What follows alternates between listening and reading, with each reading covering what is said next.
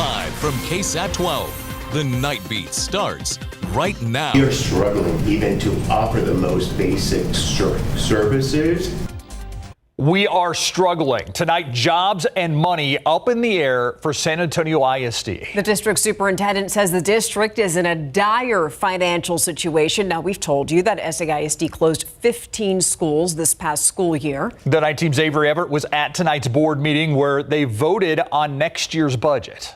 So, Avery, we know that it was approved, and when students start this new school year, what's that going to look like? Right. This decision just happened within the last hour. SAISD's Board of Trustees were tasked with making tough decisions tonight while approving the budget for next school year. For months, leaders have been saying that changes are coming, but now that's all a reality. The district really blames two things for its troubles. One, stagnant state funding, and two, declining enrollment. SAISD lost more than 500 students this past school year. To make up for what it calls a lack of state funding, it's been cutting its budget, which the superintendent says hasn't increased since 2019. I hear from families and staff and from the board, don't cut programs and service. And we have to cut programs and service. Tonight, SAISD discussed changes to its general, debt service, and child nutrition funds that will come with this new budget. The budget does include some revenue cuts to the central office and some district-wide divisions. But that presentation didn't really have specifics as to what exactly will be cut to accommodate these reductions. And that worried some attendees who were there before the vote. You can't make comments about a budget unless you can see it. However, the district had discussed some budget enhancements. The school district already approved its 2% increase in general pay this year for full-time permanent employees, and that topic was highlighted tonight. The district also discussed granting Martin Luther King Academy to receive a new campus-wide stipend and restoring after-school programs for some middle school grades. Now, even though that budget was approved, SAISD says amendments are expected throughout the school year. And the district still has one more big decision to make, and that's on the proposed tax rate. That discussion will come later this summer. Steve, Stefania. Thank you, Avery. A martial arts school owner facing charges tonight. This is 40-year-old Joseph Rene Caballero. He's accused of sexual assault of a child. In this case, a 14-year-old girl. The Bexar County Sheriff's Office says he was arrested on Saturday. The victim, a former student of the school. It's called the Exception Squad on Culebra Road.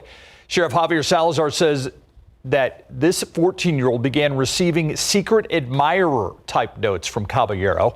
The two developed a relationship and Caballero sexually assaulted the 14-year-old. Tonight, we are told there could be even more victims out there. Our goal with putting out this information is to, ask if anybody knows of any other victims, certainly anybody that may be involved with this martial arts school. Please give us a call. So if you think you know someone that could be a victim, or if you've been a victim, call BCSO. The number on your screen, 210-335-6000. Now tonight, the victim that you're about to see in that video is an alleged perpetrator in two other cases. Remember him? Remember Eric Cantu, the San Antonio teenager who was shot by a former San Antonio police officer in a McDonald's parking lot? Well, he was in court today, but for something else. Now, Cantu is facing two charges of evading arrest in two cases that happened after he was shot. The Bexar County District Attorney's Office asked a judge if it could recuse itself from prosecuting those cases because Cantu is the victim in another high-profile case that the DA's office is taking on. Now, today, a district court judge said no. There are many cases that the state of Texas has here in Bexar County where you have someone who's a complainant on the case and also someone who has another case where they're a defendant. It happens many times on in family violence cases. So the court does not see grounds for the recusal in the motion. Now, you just heard there from Judge Stephanie Boyd. She said that a reversal of her decision could come if the DA's office found an attorney who's willing to take on the case. But the state hasn't had much luck. So for now, Bexar County has to move forward with prosecuting Cantu.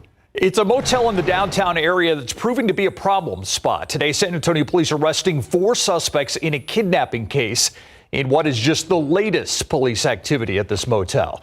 We're talking about the Inn and Studios downtown near I-35 in South Laredo. 3 of the 4 suspects pictured on your screen. Police say the group was holding 5 people against their will at that motel. SAPD numbers show officers have responded to more than 150 calls at this location during the past year. As for this latest case, still unclear how long the victims had been held against their will there.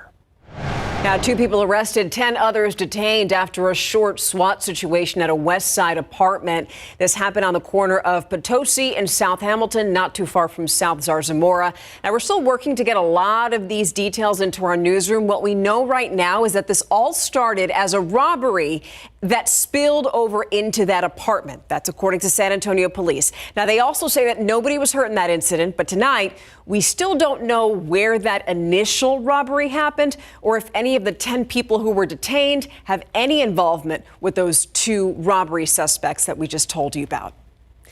In other news now, a push for more resources. The American Foundation of Suicide Prevention just finished advocating in Washington, D.C. Yeah, this comes as the group is about to mark 2 years since starting the 988 mental health crisis line. The Night Team's John Paul Barajas tells us how many people the hotline has helped and also what else needs to be done.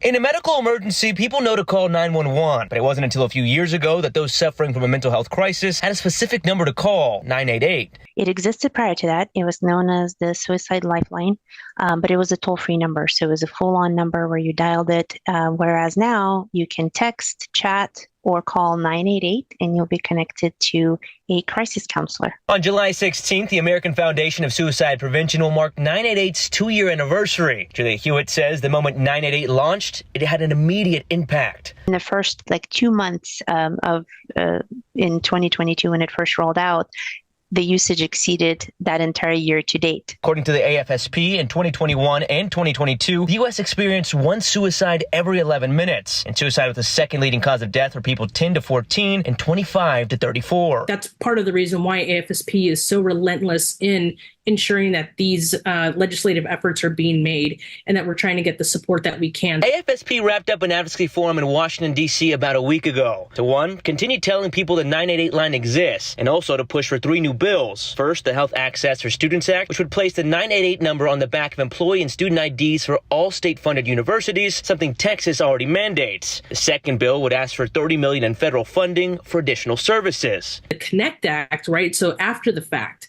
the follow-up calls that you get from the crisis counselors the following day, those are imperative phone calls after the fact when an individual who is in crisis is able to be stabilized. And the third, the local 988 Response Act, which would connect a person to the crisis center they're physically closest to. Right now, they'd be connected to the one based off of their area code. AFSP hopes people who need them will depend on them. When the person reaches out, it's a sign of needing help and it's a sign of strength and being kind of proactive. For a closer look at all AFSP's bills, you can go to KSAT.com. John Paul Barajas, KSAT 12 News. 988 could be a lifesaver. All right, it's official. Texas State University will no longer be hosting a presidential debate. It was set for September 16th. It would have been the first presidential debate to ever be held in the state of Texas. Texas State says they stopped planning for the debate when the candidates announced they would not be following the Commission of Presidential Debates plans. Instead, the candidates agreed to a different format amongst themselves. So what happens next? Well, the first presidential debate in the 2024 election is happening this Thursday in Atlanta. Both candidates have agreed to no live audience. One mic will be muted while the other candidate is speaking. And while we're on the topic of elections, a reminder that KSAT is your election home, both on air and online. For everything that you need to know about local and national elections, visit KSAT.com and look for the Vote 2024 tab, and the homepage looks just like that. And we want you to stick around. A San Antonio couple says that they're out $25,000 after an investment in a local burger chain spoils. KSAT investigates the beefy number of lawsuits that the owner's facing.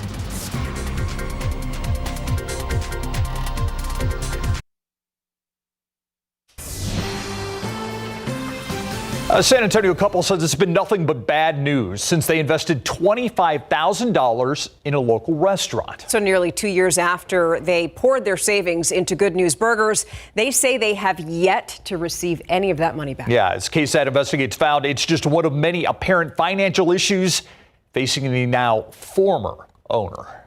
It was a very nice environment, nice person.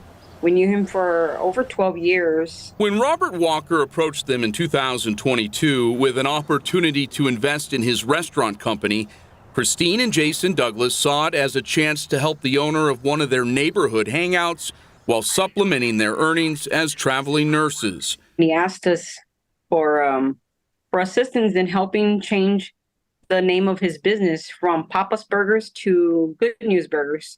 And in return, he would sell us 5%. This promissory note, signed by Walker that September, called for the family to invest $25,000 in all. A portion was contributed by the couple's son-in-law, who had recently finished a deployment in Iraq. Walker, according to records, received the funds through money orders. But nearly 21 months later, the Douglas family has yet to recoup any of their investment, and Walker has stopped returning their messages. It's infuriating. I mean, it's bad because I mean, he shook my hand, and that meant a lot. I mean, before, but now it doesn't really mean nothing right now. While Walker told the Douglases he was expanding his business at multiple locations, public records show he was already nearly 2 years behind in rent payments at one of those spots by the time they bought in. KSAT Investigates found starting in February of last year, Walker and his company were sued 4 times in just over 10 months. 3 of the suits brought by property owners that had leased him space and claimed they were owed rent. The 4th by a company that had provided him restaurant supplies. As of this month, according to Bexar County court records, Walker owes default judgments in 2 of the cases totaling more than $90,000. The other 2 suits are pending. This actually is a whole new idea. Walker, seen during an appearance on Texas Eats in 2021, has been difficult to track down. He did not respond to a message from KSAT left at his last known address. Earlier this year, attorneys for one of the property owners sought and were granted permission from the court to serve Walker through his LinkedIn profile, after Walker evaded multiple previous attempts to serve him in person.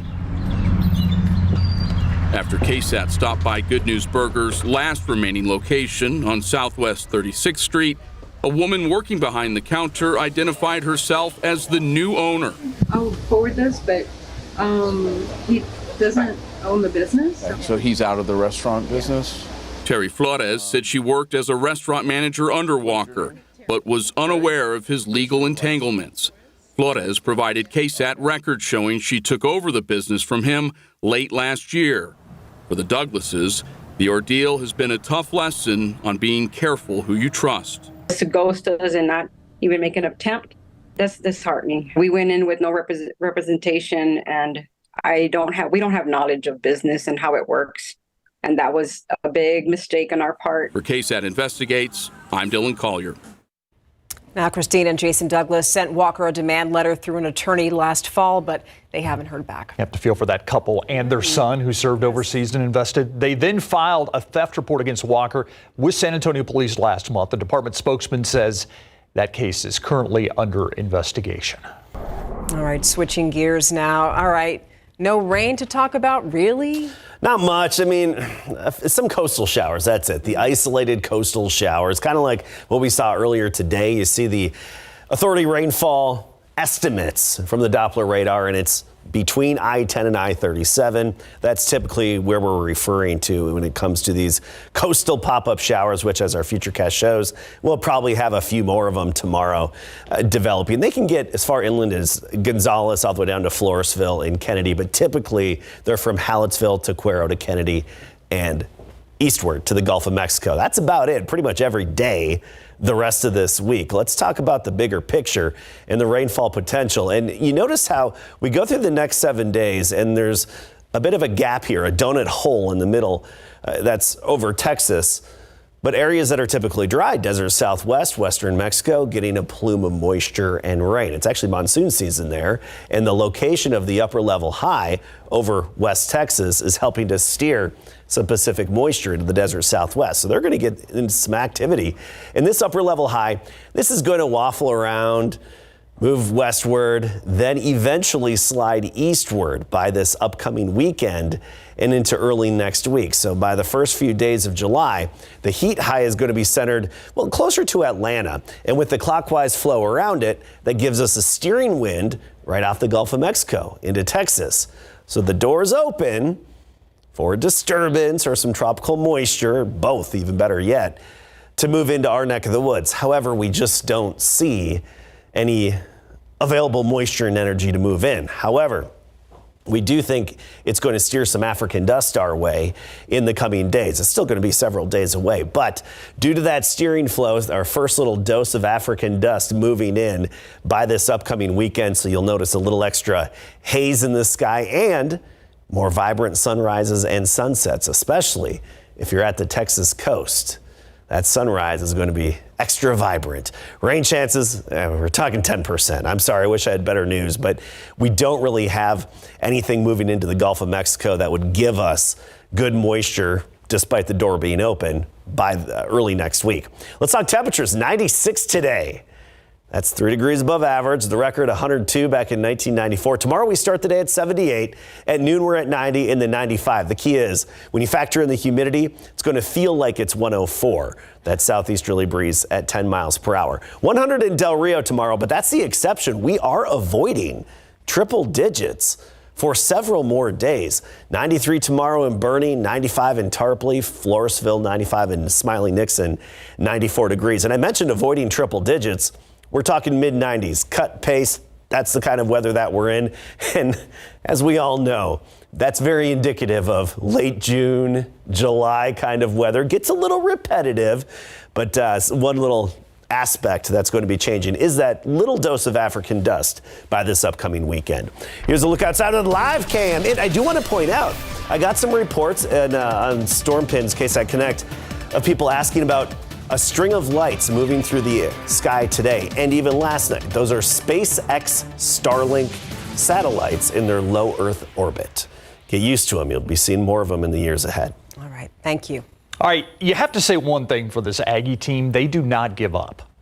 No, not at all. They've shown plenty of resilience so far. And with how close the College World Series ended today, it almost felt like they could pull it off. But unfortunately, they come up a couple of runs short of winning their first College World Series title. Tennessee captures the crown in another instant classic between both SEC foes. Speaking of first-time champs, with the Stanley Cup on the line, Florida sends Connor McDavid and the Edmonton Oilers packing. That and much more coming up.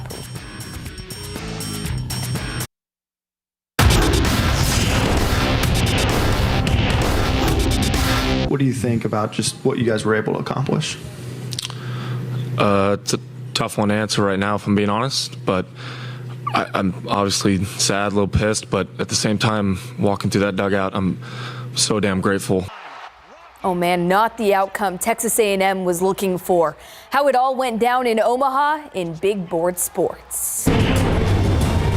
Tennessee was first on the board in Game 3 of the College World Series final thanks to a first-inning solo home run. Texas A&M's Travis Chestnut trying to get the Aggies going in the third with a two-strike bunt. He'd advance to second base on a throwing error and later steal third. And with the runner in scoring position, leadoff hitter Gavin Grahovic cranks it to left field for the RBI single to tie game, but not for long. The Vols retook the lead on the other side, and in the bottom of the seventh, Dylan Dreiling stays hot, sending a two-run shot over the wall in left field. Vols not done yet. Jace Laviolette trying to make the play at the warning track. Aggies get the ball home in time, but Tennessee's Hunter Ensley avoids the tag. What a slide to extend the lead to 5. Texas A&M made a late push, bringing the game within one run, but in the end, top-ranked Tennessee stays on top, winning 6-5. The 60-win Vols capture their first baseball national title in school history. They appeared in one College World Series prior, but that's that one they lost. 3 seconds to go. The Florida Panthers have won the Stanley Cup. You just saw the wild, historic ending to the 2024 Stanley Cup final. Florida won Game 7 2-1 for the franchise's first Stanley Cup. Conn Smythe Trophy winner Connor McDavid and the Edmonton Oilers missing out on the chance to bring the cup back to Canada for the first time in decades. The Panthers were on this stage last year and lost, but this time they got the job done. Is there something you're going to miss the most? Yeah. I still love being around coaches and kids, and that's always been the highlight of what I've done. You know, I always considered myself a player's coach.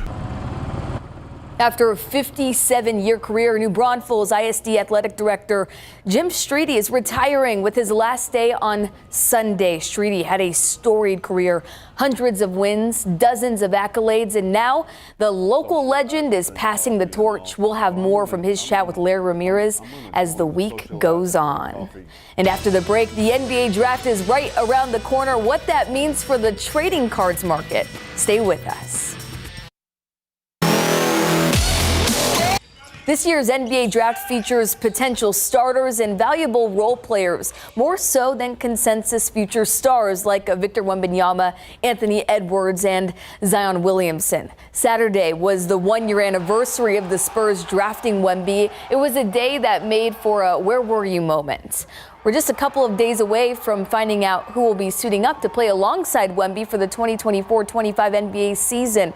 The first round of the 2024 NBA draft begins Wednesday night at the Barclays Center in Brooklyn, and you can watch it here on KSAT 12. The second round is Thursday. We'll have live reports from Larry Ramirez starting tomorrow from Brooklyn. Now, in preparation for the draft, we visited Boomtown Sports Cards to see what the trading card market looks like right now, with the Spurs owning 2 top picks.